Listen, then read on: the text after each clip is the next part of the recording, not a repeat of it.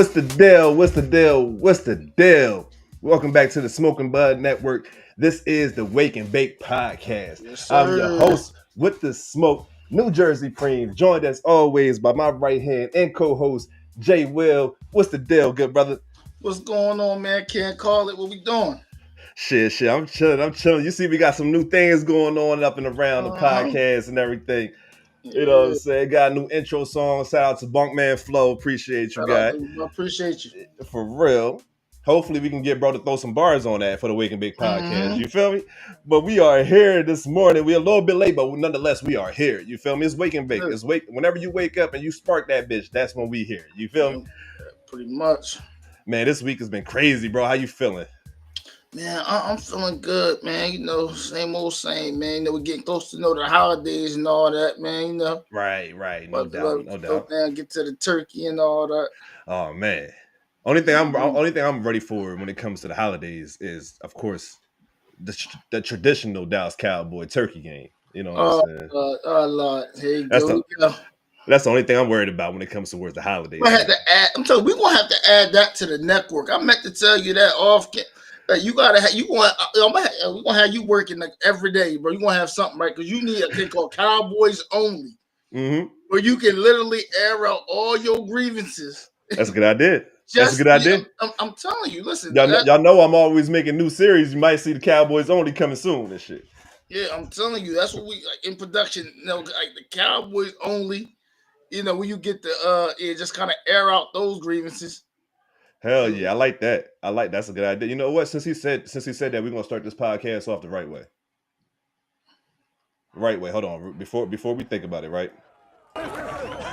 There we go. Right here. We're gonna start off the right way, the correct way. How about them Cowboys? You know what I'm saying? Hey, since he mentioned it, we're gonna start off the right way. Yeah, I'm gonna have some more stuff. You know, I know a lot of y'all, you seeing Preem on a lot of stuff, but I'm gonna have some solo things probably next year because I'm working on some.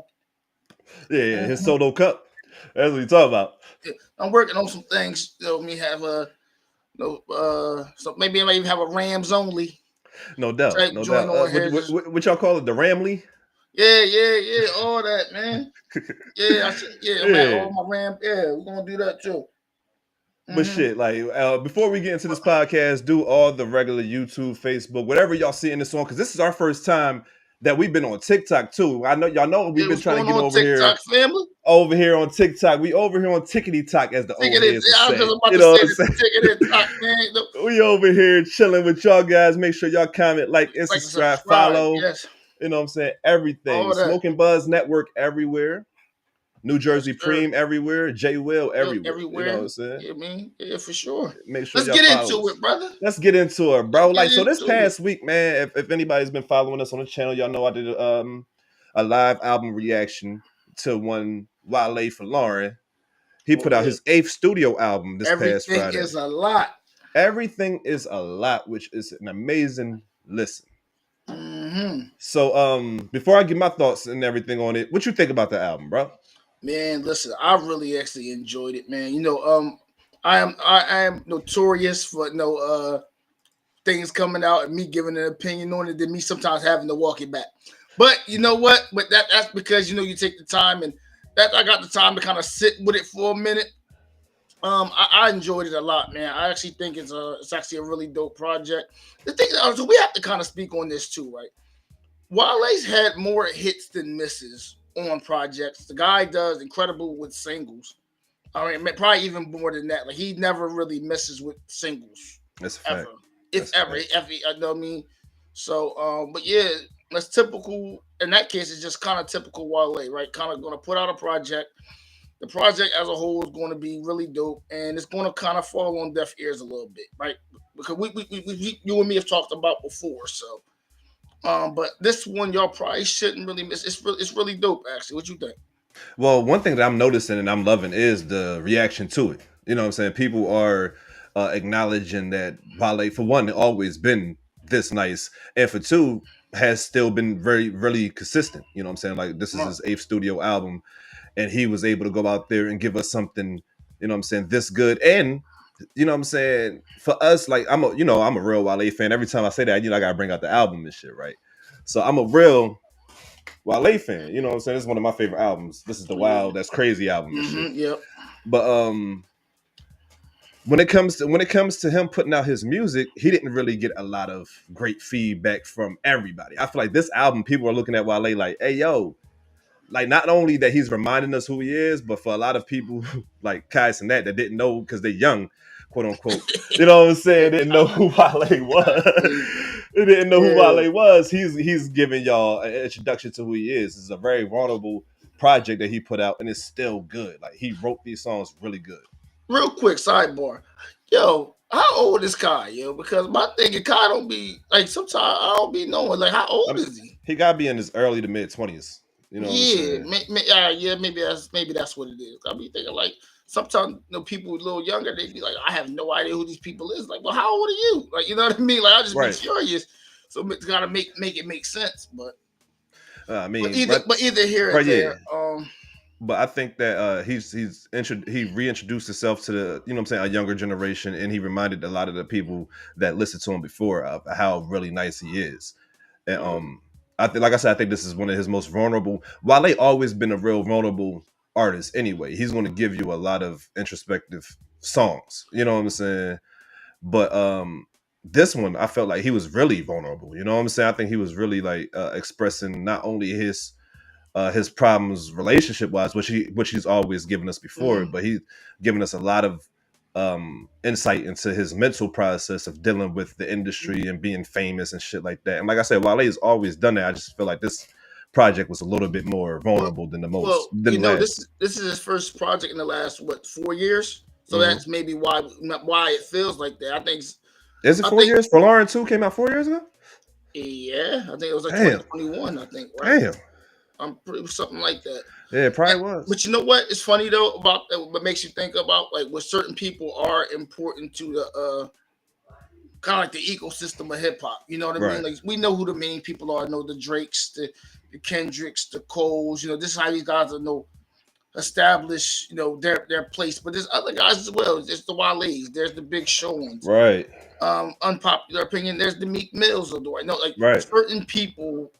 They have a place in this. You know what I mean? And I think Wale is one of those people you can kind of get that, that perfectly imperfect music. What I mean? Yeah, no doubt. That's kind of Wale's kind of place. You know what I mean? So that's a real good way to put it. You know what I mean? So again, project was good. I mean, kind of, it's almost like the best way you could say more of the same, right? Wale is he's consistent with that. Yeah.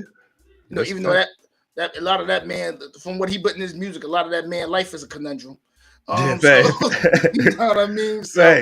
But nonetheless, again, more of the same in the best way. So yeah, shout out to Wale with that project. It was definitely a dope one. Hell yeah, it was definitely a dope one. What was your favorite track off of there? Shit. Blanco, man. Blanco's probably one of my favorite ones for sure. No doubt. Michael Fredo. Oh man, I love that track. Look, the more I listen to that album, even when I did the live reaction, bro, every song I listened to, with the exception of maybe two, and I'm pretty sure you know what those two are, and shit. I said, yo, this is my new favorite song. You know what I'm saying? Every time I heard intro was dope. Conundrum was dope. Conundrum was fire. You know what I'm saying? Man, there, I ain't gonna. Nah, I mean that's for the Patreon, but boy, he talking. Right, he's talking some shit. If I had to pick a particular song, it's been a song I've been singing since it came out, and which is Tomorrow Today. I just like that vibe of that song. You know what I'm saying? But the joint with him, I think it's what it's called, Watching Us or Watching. The joint with him and Leon Thomas and shit. That joint fire. You know. Like one thing Wale gonna do is give you a fire track with R&B singer. You know what I'm saying? Easy. That's a layup for him. I think. Yeah, he don't miss with those. One of his facts. That's one of his bags that he gets into, which he's probably definitely top. But when you talk about hip hop, he's one of the best at the hip hop and R&B things. Hell yeah, for real. Yeah, but you guys make sure y'all checked out that album. Everything Is a Lot from Wale, his 8th studio album, first album on Def Jam. Yeah, it is, man. First album on Def Jam. Over there, yeah, for sure. Yeah, first album off of MMG in a long time. 10 years? He was with MMG for like a decade plus. Yeah, and shit. So and shout out to him because I believe he even said it, and I got vibes from it immediately. But he even said that Michael Fredo was like a shout out to Ross. This shit, you know what I'm Mm-hmm. saying? That definitely felt like a Rick Ross type. I would love to hear Yeah. Ross on that track. You know what I'm Right. saying? Type shit. Like, Yeah. definitely sounded like that shit, man. And before we move on to the next motherfucking topic, y'all make sure y'all hitting that like button, y'all hitting that subscribe button, y'all getting in those comments, and y'all telling us y'all thoughts on what we saying out here, especially on this Wale Everything Is a Lot album, which me and myself and Jay both feel as though is a really dope ass album. Yeah, pretty much. So when we get on to the next John, this is what I wanted to say right here. If you guys can see at the bottom of the screen that the ticker moving, hip hop is not dead. Stop letting these motherfuckers confuse y'all because their favorite artist is not active, and even if they are active, they're not hitting the way they was. Hip hop is just as active as it's ever been. As a matter of fact, hip hop is flourishing. We getting albums from De La Soul, nigga. What are y'all talking about? Yeah. What are y'all talking about? We getting legendary verses from Nas every other fucking month. What are y'all talking That's a about? fact. Man, Like, I'm what is going still on out listening here? to the Emperor's New Clothes, man. What? That's my joint. What? Raekwon, shout out to Raekwon. Raekwon killed that joint. Ghostface. You know what I'm saying? Mm-hmm. Slick Rick. Man, listen, man. Let's not forget what happened. You know what I'm saying? What Kendrick did. You know what I'm saying? The past year. Let's not forget what Freddie Gibbs put out with. You know what I'm saying? When he put out the joint with the Alchemist and shit. Alchemy, yeah. Yeah. Let's not. Come on. What are y'all talking about? Hip hop is dying because your favorite artist is not pop. Well, I think a lot of times, do you think this is more maybe of the younger people? Like, so when like where do you think it's coming from? As Well, far as hip hop, the particular thing that made my ass itch was watching Fat Joe say what he said about the fact that what Joe said, Drake been carrying the game for 15 years. We ain't have nobody in the top 100 and all this other shit that's past. You know what I'm saying? All the other random shit that niggas like to try to spew. I feel like that's fair though, bro. I mean, I think it's fair. It could be fair. I don't agree with it. That's fair. You know what I'm saying? I don't agree with it because of the fact that this nigga still putting out music. Y'all making it seem like this nigga not putting out music. His shit just not. So I can understand if Drake actually went on a quote unquote vacation he was talking about. And then people said this shit like, oh, ever since Drake stopped putting out music, you know what I'm saying, shit ain't moving the way. He's still putting out music, bro. So he's just not doing what the numbers that he's used to doing. And y'all guys gotta y'all gotta see that shit. Instead of saying that, you know what I'm saying, when he was active, he put out like 40 plus songs since the whole beef shit happened. I think I agree with you on that. I think what maybe he maybe would have made more sense to say is when Drake is focused and he's doing what he's doing. That's when I think he gets the most out of, you know, his attempts when putting out projects in hip hop. When he is actually focused, which I think we all agree know, with that. Yeah. He's just not focused. I think he needs to let certain things go. This Iceman rollout has been a catastrophe, bro. Have you seen it? Have you been paying attention to it? Like the live streams and shit like that? Yeah, he ain't focused, bro. He's still wearing. He got lawsuits and all. He's doing entirely too much for something in hip hop that is messing up whatever else you got going on, bro. Sometimes you gotta let that thing go, and you know, because you can get your lick.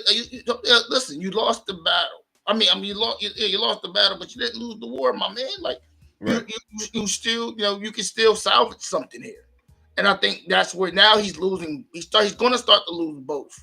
Because that's already decided. You're kind of dwelling on something that's the public's mind is already right. Yeah, it's already made up. Right. So it's like, you know, just move on to the next thing. Move on. Get on your best foot by doing what you do. That's like saying if goddamn LeBron's having a rough go. You know, his first couple shots he may be 0 for 3. First thing we know what Bron going to do. He going to run that high pick and roll, and he going to barrel to the basket, try to get. He going to do something to get himself going. Yeah. So I think Drake has to take the same approach, man. Well, I think Drake tried to do that with the whole what's the name of that shit? The Sexy Songs for You? Yeah, no, but he's still taking threes. That's the problem. I feel like he's still taking threes. I felt like he tried to get more so in his bag that we trying to shoot his way out the slump is the problem. No, I agree with what you're saying for the most part. He needs to chill and just like go on, do what you do, slow it down, go half court, post up. But I Now think do he what you tried that on some sexy songs for you, though. You know what I'm saying? I think that was his attempt of really getting back to just making music that he's used to making, just fun loving music, music for women, music to dance to, shit like that. yeah. But the problem is And to me. Nokia, don't get me wrong, Nokia is a big song. It's I think it went platinum and all that good, all that, you know what I'm saying? All that shit had been streamed a whole bunch of thousand million billion times. All that Nah. good shit, right? But it's not, it don't have the staying power. You don't hear Well, it's because he's not doing what he does. No offense, but the right. album you're talking about is the collab one with him and Party. That's not the Drake we Man, talking about. I think it was We like a talking about 15 track album solo. and it had So 6 songs with Party on there. That was a Drake album. No. What I'm saying is getting back to where we with the Drake ISO Drake. We Right. need ISO Drake is where he's at his best. Not Do necessarily you collab think album. Drake need Future right now? Or you really believe that it should be You know ISO what? I feel he needs to actually get away from that features? right now. What you have to, he has to reestablish what he's been for the past 15 years. If anything, you might need, god dang, what is it? You might actually need So Far Gone Drake right now. Nah, I You feel might what you're saying. need what was the first album? What was it called? Whatever that you What, might need. October's very own, November very, whatever it is. Nah. Whatever that the white album, but that sounds crazy. That's crazy. Whatever the joint was called, I can't remember it right now. But Bro said the white album. Is it So Far Gone? No, it's not So Far Gone. So Far Gone was his first album, wasn't it? I'm not sure. Was it? Which one had the Over song on it? I believe that was So Far Gone, right? No, I don't know now. What do you think? Yes, When you say that, it's been that long. right? Either Yeah. one. He has to kind of get back into. I don't think you need aggressive music right now, bro. I don't think Drake I get what you're needs saying, though. aggressive music. I think you need to go hit those Billboard charts up, man. Go make a catchy record like you do. You know what I mean? Hit us with something like that. You know what I mean? So you don't think that he didn't try that with like Nokia or some shit like that, or the joint No Face that he had, or I feel like when you do what did I miss? You know what I'm saying? This is just me. No offense. When he does stuff like that, I feel like it's almost like being on a fast break. I could dunk it, but I'm gonna throw the lob up for that. That's a good look for Party when you do stuff like that. But Party not on the Nokia track. That's what I'm saying. That's no. track. I'm talking about the project in itself. Is what I'm trying to, okay. Because that's what you're talking about. I'm talking about the project in its entirety, bro. So you saying a project, not just a song, right? Like we like the crew projects, the group joined the right. CMG. But you can't be we like the CMG. The 100 gigs of music that he put out. But we rather had a Yo Gotti album. You understand what I'm saying? I understand what you're saying. Give us the Drake album. We love Rockefeller, but I need that Jay-Z album. You know what I'm saying? I understand what you're saying. We love State Property, but give me that Beanie Siegel album. Right, exactly. Like, you know what I'm saying? Like, give us the joint that we really, the real joint with the actual good stuff. That I 40 completely understand what you're saying.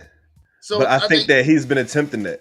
The 40 gigs of music, the 100 gigs of music that he put out. You know what I'm saying? 100 gigs is like Care, but he put the Care Package project out. That's like, it sounds like leftover crap.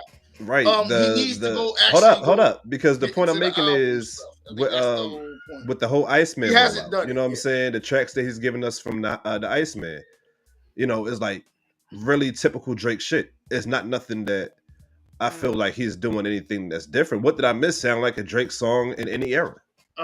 Again, I think a lot of this. I think he gotta get his mental and his mind right though. And I just as long as he's pursuing this Kendrick thing, this court thing, he's not. I think that's what's hindering it. It's hard to really say that. No matter what the stands say or the fans say. Nas was a very good example of that. When he was going through all that stuff with his mom and stuff, he had to step away until he was done with that. Now I can give you guys ether. Right. You have to. Sometimes you got to kind of get away, and I don't feel he's getting away. I think he's trying to do two things at once. He has to deal with that, take that in, and just come back. I think he'd be better if he would have with LeBron. You take 0 dark 30 and all that. But that was the whole purpose. Remember, he said at the end of what was the song that he did? The Heart Part 6 that he did. He said, "I'm going on vacation. I'm done." And he haven't left since. You know what I'm saying? And there lies the problem. You dropped 40 plus songs since that you dropped that. So that's my issue. That's the point. The whole to bring it all the way back through and around. and shit. That's the whole point I'm making. Like, you drop so much music since. It's not like you ever. If Drake went away and came back with the Iceman rollout, before, like without all the other shit in between, I think that he'd have a better reception to it. People would have actually be like, oh, what he on? You know what I'm saying? Instead of everything, the lawsuit, all the music that you put out in between, the joint album with Party. You know what I'm saying? All the antics in between. And If you you get would have just went zero dark, if you would have, like you said, if you would have just went zero dark, yeah, right. gone. Yeah. And If I you just think would have that's dipped also off, when you're at a certain level, I think it's almost like a superpower too, right? Like, because this is why we love when J. Cole drops. Right? We just literally talked about Wale. It was his first release in 4 years. right? So when you kind of go away again, just kind of get refreshed. And, you know, I mean, I think it just helps you put out better projects. And if you put a better project out, guess what we stop worrying about? Because now you got a new project. We ain't seen you in a little bit. And I think Drake is one, because Drake's actually been constant, kind of back to back. Right. Every like 18 and months. then we live in this era that people expecting that of you, for one, and then Go for away, two, bro. if Just you go do away. go away and shit. No, but if not, because we built that, like, he helped build this narrative, and the hip hop fans built this narrative. Now that shit got to be done like this. So if you go away, and especially as the king of that narrative, that shit got to be done so frequently and shit, people might look at you a little bit different. I think that's his mindset. I don't know, because I think the best thing to do is go away. You know what I'm saying? Absence make the heart grow fonder and shit. Ain't that the saying they say? So I don't think her. See, some people that's the case, but not at that level, right? Because Jay-Z could drop an album tomorrow, and it's going to be a number one album, right? It'll be on his 15th, 16th one. Right. When you're at a certain level, that doesn't affect you, and Drake is at that level. He can actually go away. Give it 2 years. So I want to know, why don't he? That's my question. Sorry? I'm not asking you personally, but, like, you know what I'm saying, rhetorical question, or a question out to the ether of the internet. Why don't this man just go away and take advantage of the fact that people might miss it? Because people are already saying that they miss Drake, you know what I'm saying, being active on the charts, even though Drake has been dropping music. They making it seem like he went away when he actually haven't. That's the whole narrative that I don't like being pushed, basically. You know what I'm saying? Well, yeah. I think that's literally the problem, and the thing that works in his favor, even if you go away for 2, 3, 4 years, there's nothing really moving in hip hop that's going to make people like, oh well, then Drake been gone too long because now this person's here. There is no that person. Right. No like doubt. Everybody that can somewhat almost like interrupt, they go away. Kendrick, J. Cole, you don't see them until every 3 or 4 years. Right. So it's kind of like you're actually in good shape if you do. You know what I mean? Like, and if you are who you say you are, you'll be perfectly fine because you're going to give us the music. It might help you, bro. Yeah, it might. Right. Yeah, you'll be able to give the music. Then you'll be right back. That's the point I was going to. It might help you. What you need to do. So just go away. You might be able to develop some new type of flow, some new type of style. You don't have to rush it. You can take your time. You know what I'm saying? Be inspired for a minute. If Drake find a new inspiration. If he's able to make the music at the level that he's able to make it at, like, you know what I'm saying, currently, if you actually went away and just stayed to yourself and kept the music that you're making just for yourself, imagine how much, you know what I'm saying, what you would come out with, you know what I'm saying. You'd be on some shit that you got shit in this tuck for years to come, for real. Mm-hmm. But it's funny though. We go from a rapper that is currently is currently suing right now to a rapper that could potentially sue, allegedly, for what's going on. Drake got lyrically jumped and Ja Rule got physically jumped, allegedly, this past weekend and shit. And that's what Tasha K said. Tasha K, you know what I'm saying? We giving her full credit for her report. You know what I'm saying? This is her words, her tweets. Yeah, this is what we're hearing, yeah. You know what I'm saying? Ja Rule did tweet directly back to her saying that you tripping and you must like being sued and shit like that. So he apparently not playing, but then video came out and you did see at least Ja Rule being hemmed up, or at least carried away. Back. Held back, maybe. Yeah. Some sort of, like they're trying to be separated. Right, yeah. You know what I'm saying? So we don't, at least from the video, from that particular video, it don't look like he was being jumped. It looked like he was in some type of altercation, of course. But it looked like rather if it was his security or security was trying to get him away from the situation. That's what it looked like to me. Like they was pulling him away from the situation. Ja Rule later then came out with a video. I was trying to get that before we got off for real, but he later came out with a video, and people were like, "Oh, Ja Rule eyes is closed." I'm like, this nigga always had chinky eyes and shit. You know what I'm saying? That's nothing new to me. But he didn't look like it. They said he had a knot on his head. I didn't see it, but he didn't look like he got jumped. You know what I'm saying? But my thing is this: Ja Rule 49 years old, and why are we in this position? Somebody said, and I saw this shit, and I wish I could give him credit, but they said that he's in forever a humiliation ritual. It's forever, like he's forever trapped into that shit.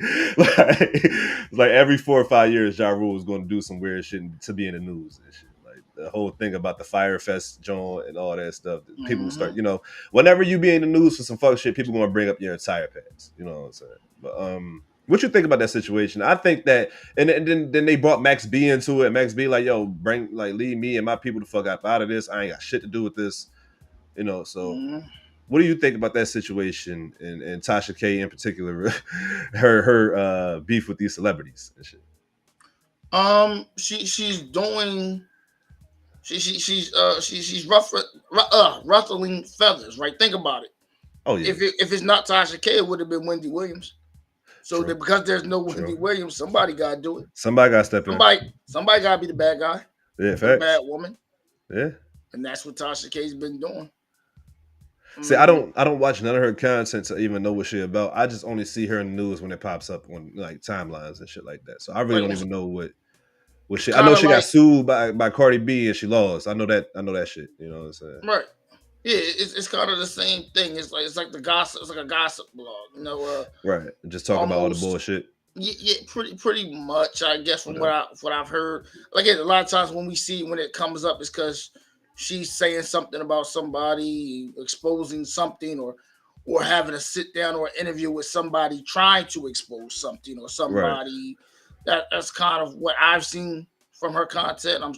If it's more, maybe I might not have seen it, but that's usually what I have saw. No doubt. So yeah, I mean, I tell you, man, I guess sometimes gotta stay in the crib, man. We get old, man. Like and listen, I feel it. Like like coming outside dealing with folks, man. We doing the worst. Ja Rule probably was out either doing a show, just celebrating life. Right, yeah, that's a fact. And that it's some nonsense because people want to get famous, people want to have moments. Yeah. Which you see and how people perceive you and shit like that. So they're gonna try you and all that type of shit. Try to be your opposition. And in reality, if Ja Rule would have been like, nah, never mind that, y'all come into my section with me. Y'all, all that stuff would have been squashed. Because a lot of times we want interactions with people, bro.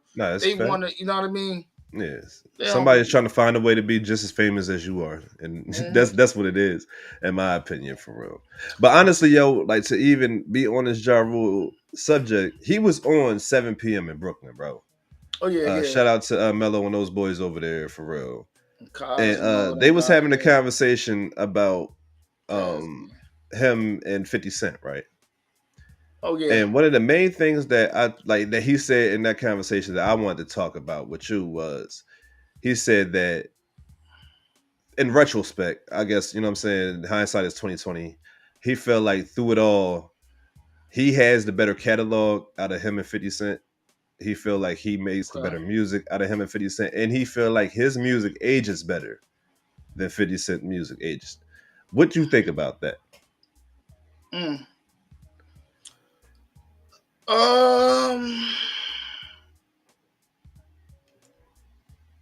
Okay. I somewhat kind of that. So I think certain songs, okay.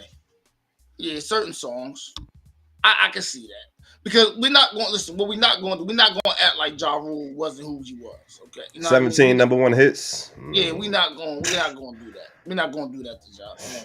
You can't have 17 number ones. That was that guy. You know what I mean? So you can't. Like you said, you can't have 17 number one hits and doing the things he did. Matter of fact, because I think he was also one of the people that did a verses.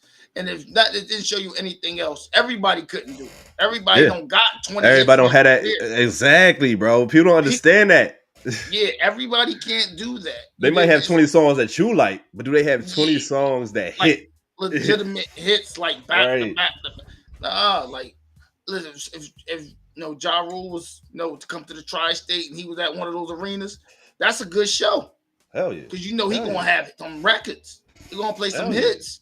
So now you gotta have some respect for Ja catalog for sure. Oh He yeah, I definitely think got Ja some Rule records. opened the door for a lot of artists like on some real shit. Wale, you know what I'm saying? That's able to do what they do with the R&B type of side of music and shit like that. Like Yeah, he was one of those first hip hop artists that really, because like I said, like a lot of people don't understand. Ja Rule was writing these songs. It wasn't just right. like he happened on and giving these artists a verse. He's writing a lot of these verses for the R&B artists that's on the songs too. You know what I'm Yeah, saying? So that's exactly what Wale does. If you hear an R&B singer on Wale track, like 9 times out of 10, Wale wrote that hook too. The R&B singer just lended his voice. You know what right. I'm saying? So I guess but as far as the question is concerned, is it like as far as his catalog being better than 50? Was that the question? Well, that's what he said. I'm saying Or that's like just what he all, said? all in totality. He said I'm summing it up basically as he's saying that his music aged better. He did say that too. He did say that his music aged better than 50s. So like that's what I really want to know See, how you feel about that. um, did it age? So this is the thing, right? So if I'm listening to 50, right? Because again, Ja Rule had the records, but 50 also has those same type of records Right, that's a fact. that are still good to this day. I mean, the God sakes, the guy got an album that's still good to this day, That's a right? fact. That's a So fact. no, I think 50's music actually aged well. Did everything age well? No, but neither did everything in Ja Rule. Well, Yeah, no, that that's a stuff fact. didn't age well neither. I think I mean, everybody hits will age well because that's what they hit. You and know what I'm and saying? that's what the thing is. Listen, we not in whatever y'all two got going on. I mean, for God's sake, 50, somebody wants to see 50 got a whole residency in Vegas. Right? Yeah, So you know what I mean? Like yeah, somebody, you know what I mean, for sure. yeah. That's And a so no fact. different than 50. If he was in, And then that's a remember, good show. I think he got the third highest um um hip hop tour in history with the last Yeah, lap tour, or you know what yeah, I'm saying that final he lap had tour. the Yeah, final lap, yeah, the final lap tour. So like, yeah, niggas still want to see and listen to 50 in yeah. 2025 and on. You know what I'm Because saying? of his catalog is definitely Right, up there. No, as much as people right. keep trying to say, well, no, he got one album, but what y'all don't, Peace, peace. what up, bro? Go ahead, But bro. yeah, but nah, like you talk about the one album. I mean, we didn't talk about the hits on the G Unit albums and the songs that he had with obviously Lloyd Banks, Yayo, because they even Of had course, hit yeah. songs that he was a part Oh of. yeah. To the Not to mention his hit songs with the R&B people, you know. right, yeah. Yeah. So nah, 55th catalog is definitely legitimate. I mean, I don't think he wanted to partake, but 50 would have been trouble for somebody in the verses. I mean, Like a lot of people would say at 50 versus Ti, and I don't think a lot of people, because people think like, and you a Ti, you're a mm-hmm, real Ti fan look, and shit. But I don't think a lot of people understand how hard it would be to go against yeah. 50 in the But goddamn that's verses, bro. Like, right. It's going. It'll be actually very, very because anything that you're on, right, not, and it's 20 songs. So if and that's anything, I could where choose at least 8 or 9 yeah. from, I you don't know what I'm have to. saying? They like me Yeah, playing horse. I right, don't have to do or compete with or have similar records. right, I just have to have hard impacting records. And exactly. again, it's 20 songs, so it's hard because Technically the intro track that he's dropping the coin on Get Rich or Die Trying counts as a track technically. So he yeah, can just do that. yeah, and I mean, I think that would have been a good one because I would say as far as catalog, as far as albums, like individual albums, I Mhm. would say Ti probably has better individual albums. Yeah, Like yeah, like as far as right, more great, more consistently good albums. Yeah, right. The right. problem is that I think that it would even out again is because of obviously Get Rich or Die Trying because it's so many hits on there. He don't got to go very deep into a catalog. And the He side has B's. right. He has so many records just coming off of that one album. Right. He could go through the rest of his catalog and just pick one here, two from here, one here, one here. And he's going to come up with an amazing 20 that's going to rival anybody because, I It's a mean, song. Get Rich or Die Trying was just that good of an album. Regardless of how you feel, it aged That's a because, fact. unfortunately, music aging, it doesn't mean anything because we understand the music it's older music. It's more of how, because it's a nostalgic thing. So because Right. it's nostalgic, when you hear certain records, it's going to take you back to a place where it's going to bump. It's Facts. not necessarily like, yo, it's here for the younger people where it's we don't want to hear that shit. It ain't that. It's for the people that know. Because if that was the case, we wouldn't have just had a Cash Money and no But limit. even that though, because I was just about to say it was a song off of the Massacre. What is it? Get in My Car. And that was sampled. I forgot who sampled that joint. You know what I'm saying? Not too long ago, and made a hit out of that joint. You know what I'm saying? Like, it's just certain songs that, like, and that wasn't even a song that was pushed when the Massacre came out. You know what I'm saying? That's a song that if you listen to the Massacre. So it's like certain songs, like even his side B joints, might hit harder than other people's hits because of the fanfare that 50 has, especially with those first two albums. Because, like I said, I love the Massacre. Massacre is one of my favorite albums of all time. You know, and the crazy thing is, I damn near want to say off of Get Rich or Die Trying alone, he got at least a good 5 things that hit like single. You figure that's what I'm saying. Many Men, goddamn, 21 Questions. 21 Questions, like, yeah. like, PIMP. Yeah, bro. That's what I'm saying. And then you got shit like Back Down. And then you got What's Up, like the very first track. You know what I'm saying? Tracks that actually wasn't radio tracks. You know what I'm saying? You're Not Like Me. You know what I'm saying? Shit like that. Like, I Get Money. Like oh my! So I forgot about I Get Money. That's what I'm saying. So we're not talking about that. That's why I heard a lot of people say, "Well, T.I. get," like, not necessarily, because we're not going off of the album. We're going off of song for song. Right. He could come up with 20 songs that is going to, when Wankster come on, it's going to be like, that's going to be a hard one to beat, because T.I. has a lot of good records. But the thing with 50 records, I would say they were bigger. I feel like.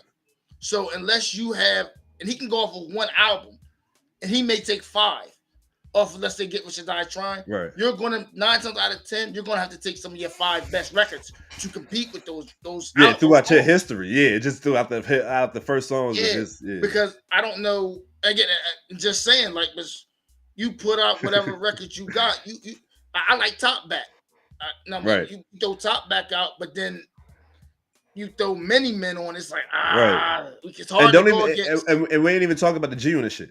Or, like, you know what I'm saying? Right. Like, you know, so the future shit. We ain't talking about Stunt 101 or, you know what I'm saying? So, and again, you know what I honestly think it would be? Who's putting the song, whoever's playing that song for that round first? Who putting that playlist together too? Like, how we right. You know what so I'm saying? I'm talking about on T.I., because I feel like if 50, you know what I'm saying, like, his playlist, like, regardless of what level, like what area he play his songs in, you know, certain songs is going to be played without a doubt. Yeah, and you know what I'm saying? Right. So, but you could say it the same way too, because if 50 play a record and then T.I. follows up, so it really depends on the order of the list and who's putting a song out first. You think if this happened, right? You think Tip playing If It Ain't About the Money?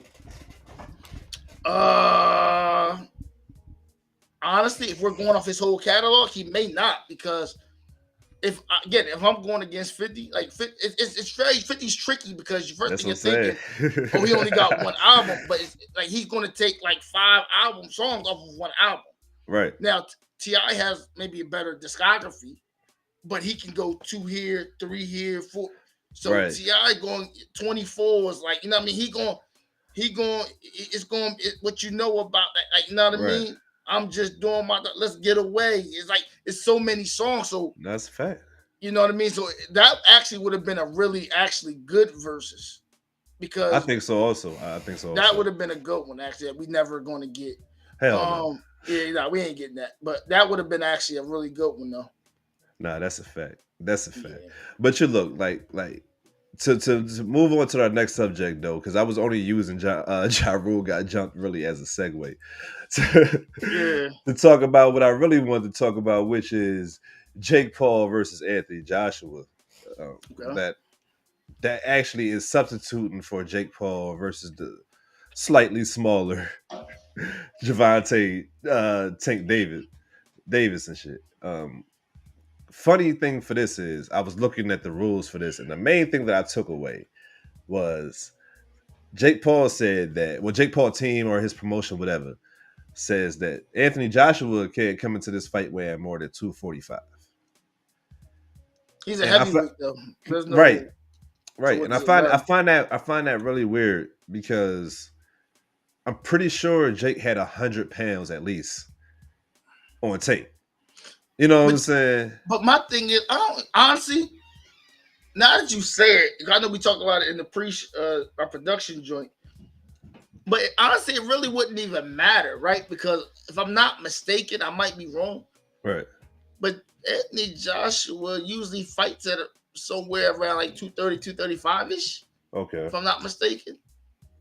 He's never really that big any goddamn way. Oh, so he don't even fight at like max weight or nothing. He just No, I mean heavyweight, is pretty yeah, unlimited. You kind of anything. fight Yeah, at that's what I'm what you saying. So he want. don't. Yeah, because I know, you know what I'm saying? Like niggas like Fury, they go 270, you know what I'm saying, 260. Well, see that's different for Fury because Fury's like 6'9". Yeah. Anthony, what, So 6'4", 6'5"? yeah, like 6'4", Yeah. yeah, something like that. It's them arms. His arms make him look taller than what he is, I guess. But I don't listen, man. I don't think that this fight is going to be anything more than what any other Jake Paul fight was. Um, hopefully, Anthony Joshua at least outboxes him and shows him, like, you know what I'm saying, like this is not something to play around with. But then again, I do want to do one thing about Jake Paul too before I shit on anything else, is give him credit for what he has been able to accomplish for women boxing. His promotion MVP has put a spotlight on women's boxing like no other promotion has. The fight that was available on Netflix between the two women, I forgot their names, and I'm so upset for doing that. Oh, so technically he's used his heaviest he weighed in his last fight was actually 255, Right, but his average weight pretty much is 245. right, yeah. So I So mean, okay, he'll be at fighting weight then. So it don't even matter at this point. But yeah, the fact that we got, yeah, the it's fact Jake that we Paul. got I'll come in rules, at 240. yeah, the fact that we Mm-hmm. got rules. But I want this to be. But like I was saying, hold up, before I forget and lose my thought about the fact that I am giving Jake Paul credit for his promotion showcase in women boxing. The boxing event that was on Netflix that had got a main event, like showcase on Netflix. I can't remember the name of the two female boxers, but that was MVP. Jake Paul's promotion doing and shit. So putting the spotlight on women's boxing. Of course, shout out to the greatest woman of all time and Clarissa Shields. Whenever you speaking of women boxing and shit, but Mm-hmm. shout out to Jake Paul for also making that a main like priority in his promotions. Like way of doing things is women's boxing. And I actually appreciate that because we need variety. And one thing I like about women boxing is they block everything with their face. So it's like everybody, you know what I'm saying? We coming straight forward, bro. It's like we ain't Right. about to do all this playing around. Like, we about to really just sit in here and really box. Let's go. You know, so I really appreciate how they really go about it and they come about it for real, yo. So shout out to those guys. This fight is happening, I think, December 12th. It might happen, I think, later than that, but it's December. It's sometime in December and shit. On Netflix, of course. I Right. think that MVP Jake Paul's promotion has like a deal with Netflix, so that's why Okay. everything that he's doing, of course, goes to Netflix and shit.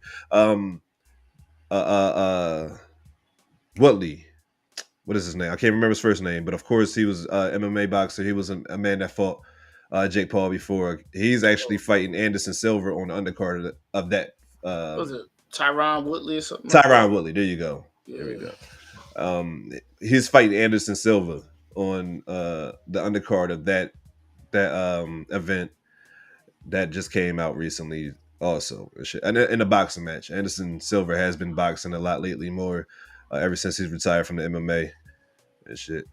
But you know, of course, it's a showcase, so Right. Yeah. those guys are gonna be doing it. More matches to be announced, and of course, we're gonna find out what's the women's events on there too and shit. So, but that was just I wanted to speak on that because we did talk about the Tank and Jake thing before, and they did switch it. So, just to touch on the fact that they did switch this because of whatever reasons. Tank team did recently come out and say that a lot of shit that Jake was saying was a lie, but they didn't specify anything in particular. So it is what it is at this point. Jake Paul versus Anthony Joshua sometime in December. You guys be on the lookout for that. And then now that we got all that shit out of the way, we can finally get on to what I would have been wanting to talk about all fucking day, which is NFL football. And shit. So, first topic that I want to speak on before we move on, because as we know, this Sunday, 425 in Dallas, Texas, we will be having the Philadelphia Eagles visit the Dallas Cowboys in a game that actually might matter now. It should for the Cowboys based off of the moves that they had made at the trade deadline. So, but before we get into that, I want to throw this up here real quick because last week, the week before last, this week, every week, motherfucking AJ Brown has been out here talking his ass off, boy. He's been very vocal about how he feel Yeah. about his place in the Eagles offense, how he feel about the Eagles offense in particular. And this week he came out and they asked him about how he feel about his performance compared this year compared to last year, and to something to an extent, do you felt like you fell off or something like that? And he said, well, if I fell off, Saquon fell off too. Or if that's the case, Saquon did too. Something like that, where he threw Saquon in there unsolicited. You know what I'm saying? And Saquon woke up like, what you say fuck me for? Basically. You know what I'm saying? Basically. Yeah. That's what it sounds like. So why are you saying anybody's name? Like, right. At this point, at first it was Jalen Hurts, now it's Saquon. Like, bro, right. But now I think his point is nobody is performing the way they was performing last year. Are you insinuating that all of us has fallen off, or is it just me? This is what I was saying. I was worried about. I feel like I'm this motherfucker. Every time me and you talk about AJ Brown, I feel like I'm really like remember how on Key and Peele they had the interpreter for Obama and shit? I feel like that's how I am for AJ Brown and shit. Like, nah, this is what he really mean though, bro. Like, it's like the way he say that shit though, it's like, all right, he just beefing with everybody on the squad. I think the problem is stop saying things, right? Because my thing is the way you feel, the way you're trying to say things, the way things are going to be interpreted. Like, you're going to rub somebody the wrong way, even if they don't say anything to you. You could possibly really knock off the morale of the team. Right now, you're 8-2. Yes, the offensive things, it's not perfect, right? But you going to the public about these things, I don't know if it makes these things work any faster. Right. Like, you got to have these constant conversations in-house, because going to the media, I don't think it helps it. Even think about this last statement that was made. Like, why are you saying Saquon's name personally? I didn't get it.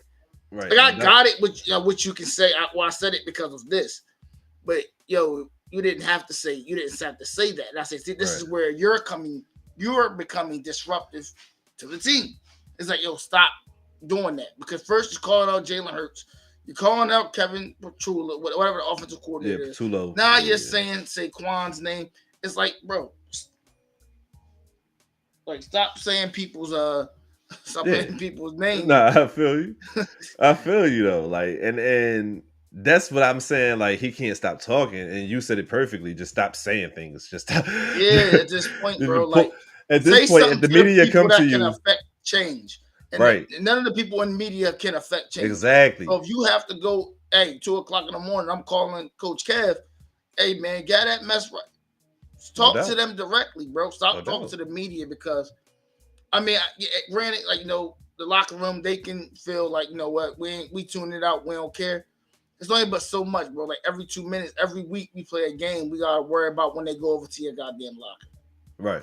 You dig what I'm saying? It's like, come on. That's a fact. And worry about what the hell bro about to say as we just finished getting the win. Regardless of what, because, I mean, let's be honest, like, Philadelphia, it ain't like they had Peyton Manning under center, dog. Like, they've always got a lot of messy wins like that. You dig what I'm saying? That's kind of, especially in the era of Jalen Hurts. Yeah, they taking pride in that. We're gonna get these, ugly wins and get these wins any way they come. You know what I'm saying? Whichever way they come, that's how we're gonna take them. You know, right. Granted, yes, you should work on execution and getting better, because we may not get out of the next game. I think that we just need to come to the conclusion when it comes to the offense of the Eagles is they got a bad play caller and play design. Like, you know what I'm saying? And their quarterback is not as accurate as you would want him to be. It's just that simple. Or just keep calling, maybe the head coach next, like just take the calls, the play And calls. that's what bro, I've been saying this shit since I don't like week 3 understand. about this shit. Why won't he just take over play calling? I got a video up on the The head coach. page That's how we deal. That's asking how we're about gonna. what's wrong with the Eagles offense in week 3. And maybe should Sirianni take over play calling? I'm saying this shit in week 3. You know what I'm saying? Like, and this is as a Cowboy fan. I'm not even in y'all locker room the way that most Eagle fans are. You know what I'm saying? So Right. it's like at this point, we are, you know what I'm saying? I mean, like I said, y'all 8-2, but at this, do you want to go into the playoffs with this offense? That's the question that AJ Brown really been asking all season. It's like, I understand that we winning games, but do we want to go into the playoffs with this offense?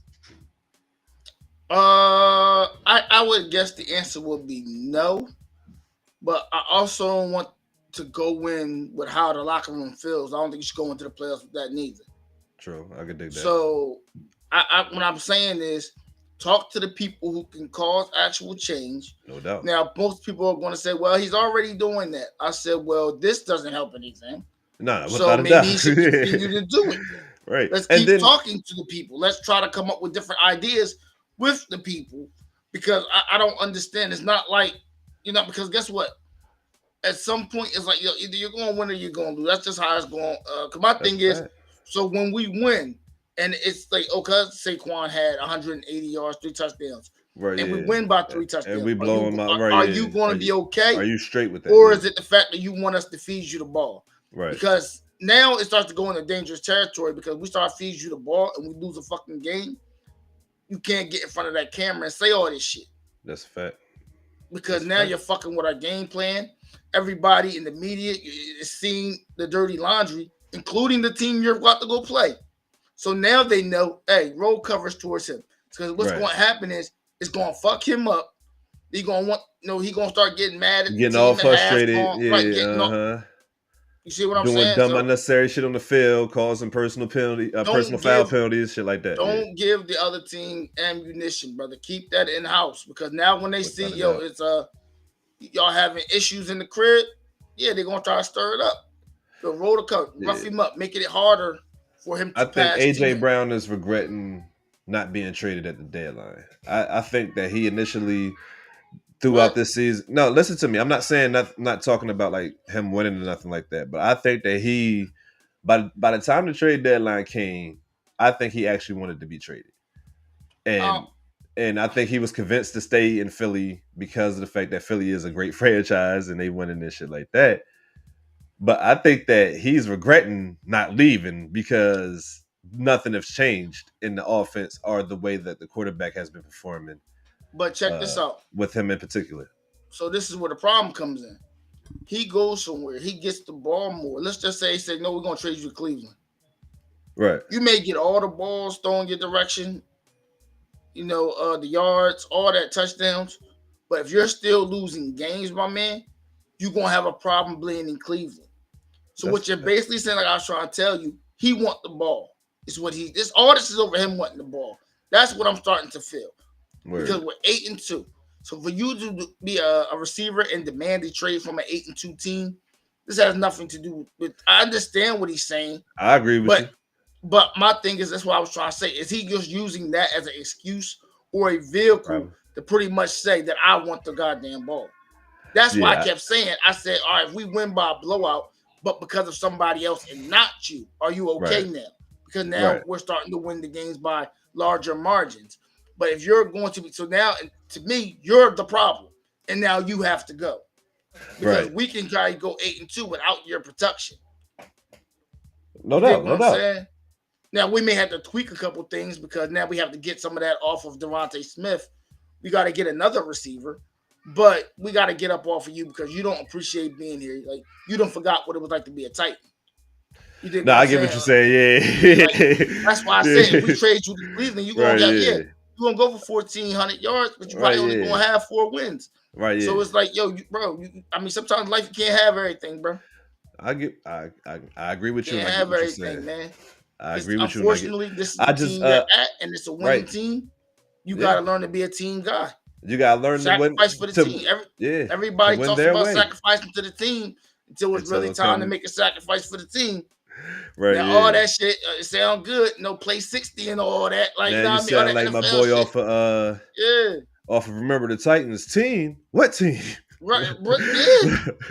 Yeah. That's what he's saying. Like, come on, bro. Y'all Thanks. 8-2, man. Like, just, or if anything, find just small ways to get the ball into his hands. And it's like, yo, if you really that guy, you're gonna make a You will play. make My something thing happen. was, I'm gonna find the way. Maybe next couple of games, first play, give him a slant. First play, wide receiver screen. You know what I mean? Just get his hands on the ball. I would tell myself, this is what we're gonna do. We're gonna try to get you 12 to 15 targets a game.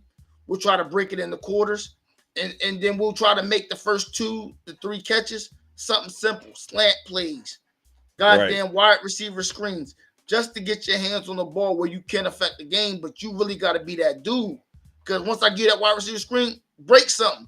Because if you out here just giving me 3-4 yards, bro, like, come on, bro, we giving you the ball. You ain't doing nothing with it. Facts. So now what you're telling us to do is to turn you into Tyreek Hill and get you behind the safety, but you don't have the speed for that, sir. So what do you want us to do? Because we're not about to lose this game and we're giving you the ball. Do something with it. Do something. You get what I'm trying to say? Do something with the motherfucker. Like, we're giving it to you. Do something other than complain. Facts. So So look, I want to ask you. Go ahead. I want to ask you another question about another team that we was expecting to be a great team and shit. Buffalo Bills this past Thursday went against the Lord. Houston Texans on Thursday Night Football on Amazon Prime, and surprisingly, it went the complete opposite of what I thought it was going to be. It was definitely a closely contested game throughout, and the Houston Texans beat the Buffalo Bills by, I believe, 7 or 8 points and shit. And they had 8 sacks on Josh Allen, 2 turnovers, if I'm not mistaken. If I'm not mistaken, it might have been 3 because I think he had a fumble also. Or I think he might have kept the fumble, but they had forced one. I want to ask this question, man. What the fuck is up with the Bills? Like, why can't they seem to get right consistently? We go off a game of them, like I said, they came off of beating Kansas City and then got waxed by the Dolphins. And then they come back the next game, and beat whoever they play. I forgot who they played the next week. Beat whoever they played, which was probably a good team or some shit like that. And then came back and got their ass whooped by the Houston Texans. Like, what is going on with the Buffalo Bills and why they can't stay consistent? And has Josh Allen reverted back to his old ways? And if he have, I got a theory on why. But go ahead.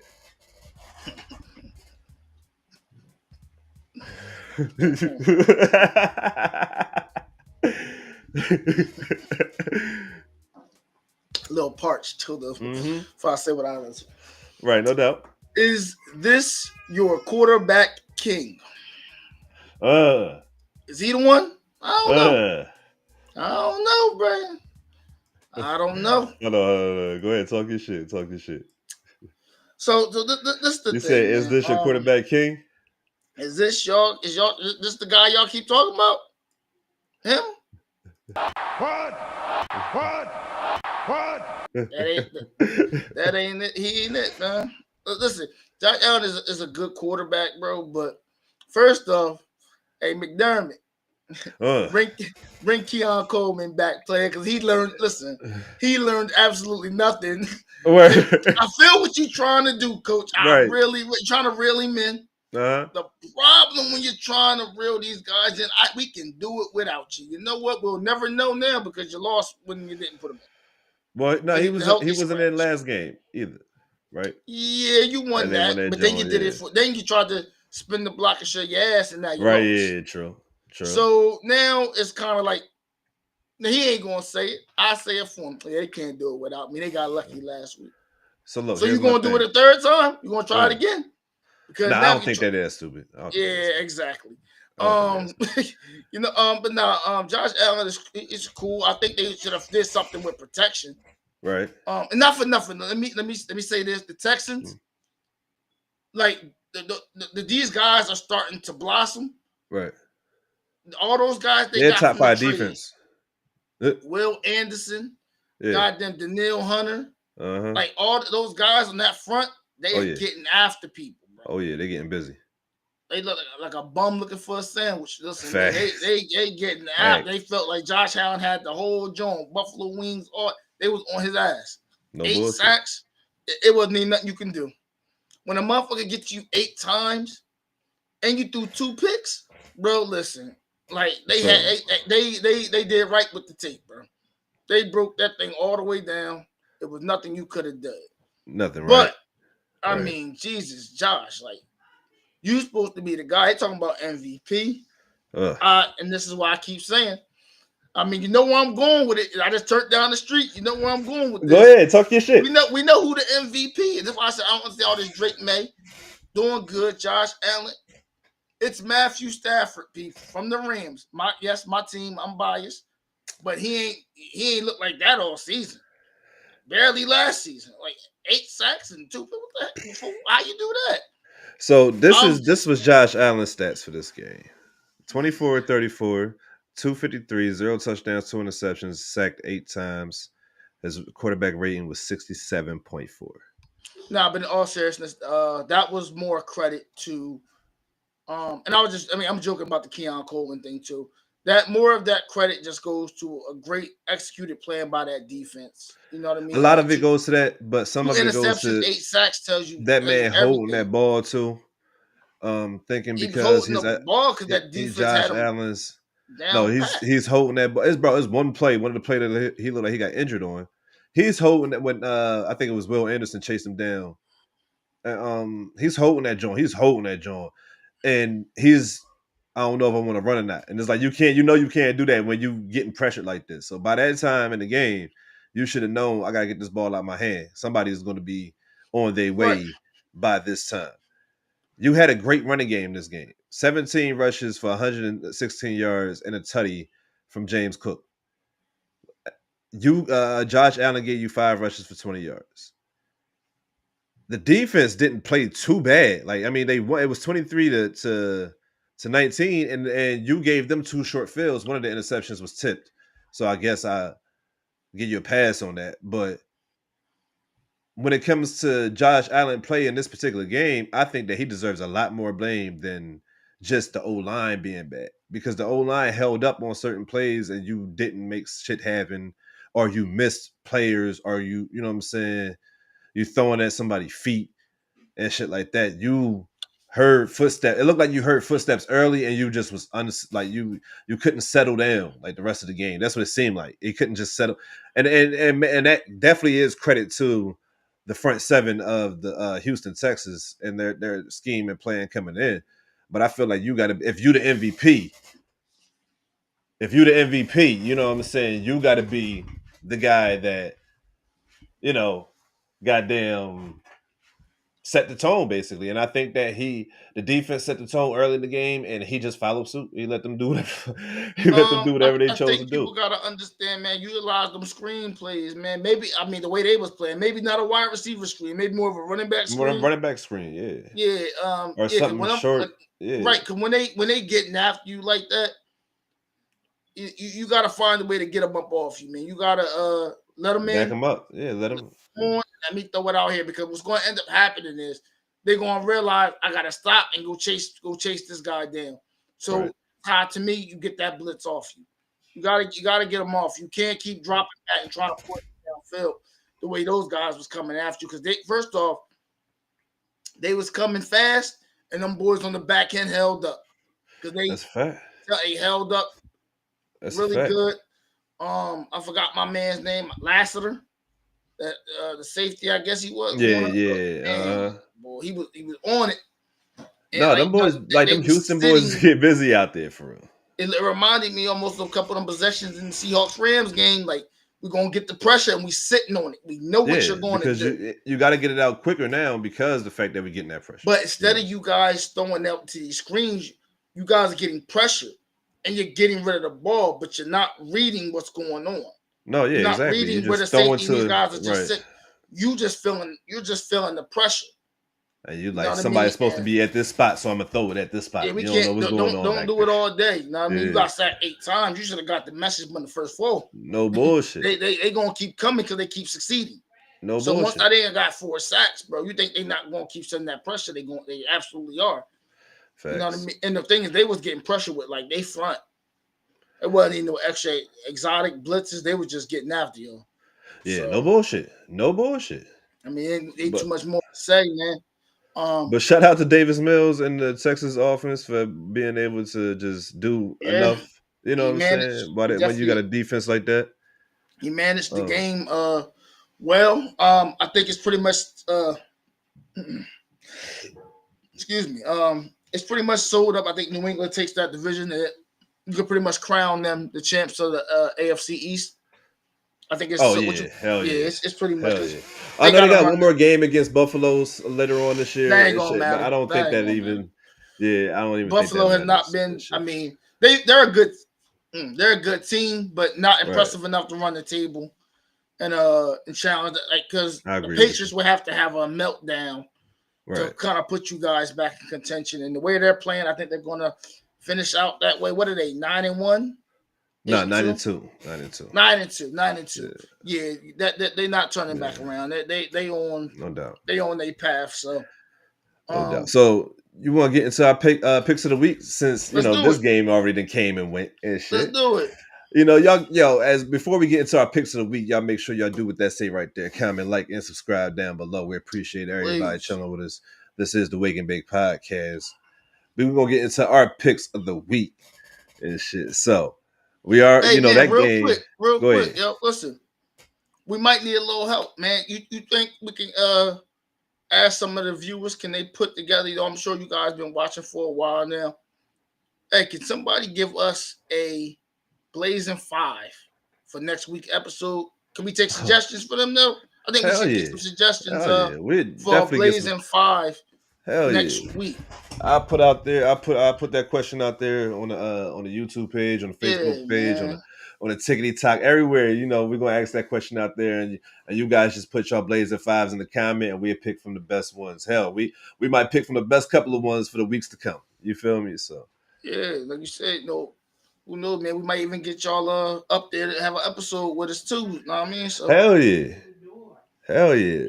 So our picks of the week this week is week 12 of 18 weeks.